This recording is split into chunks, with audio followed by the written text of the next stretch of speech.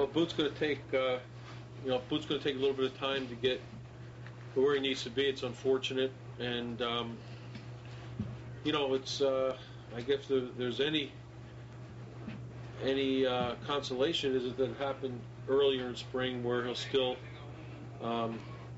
be able to be ready for, somewhere in, as we get into the season, not too far along, we hope. So we're getting a window of about 6 weeks right now before he's back able to pitch with us. So that puts him after the first couple weeks of the season. 6 weeks back with you. Mike, you've heard about Davey Lopes. You have anything you want to say about that? Or?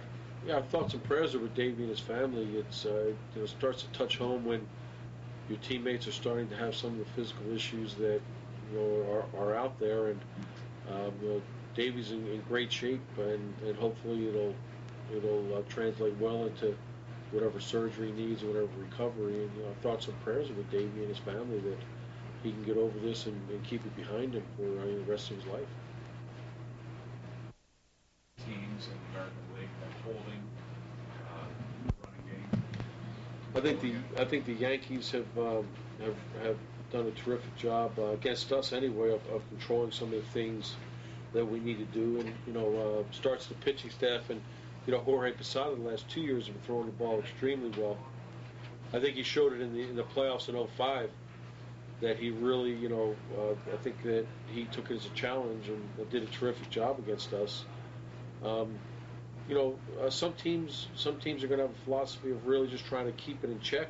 Some teams are going to try to shut it down, and some teams are going to let it happen and don't want to take anything away from the pitcher-catcher relationship of executing a pitch. So it varies, and it varies from talent levels teams have to a philosophy to what they're able to do. Everybody wants to control the running game, stop it if you can, but at what cost? I think you have to look at your talent and look at what cost is it going to be to shut down a running game. Is that more prevalent with a team that has an experienced pitching staff, experienced catcher? I've known some experienced pitchers that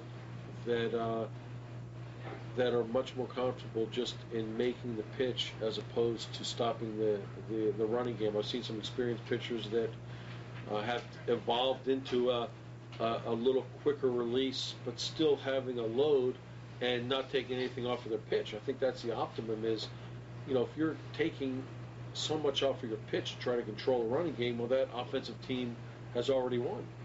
So I don't know if it's just an experienced pitcher. There's a lot of young pitchers that have just an uncanny ability to control the running game without the experience. They've just developed it through their delivery.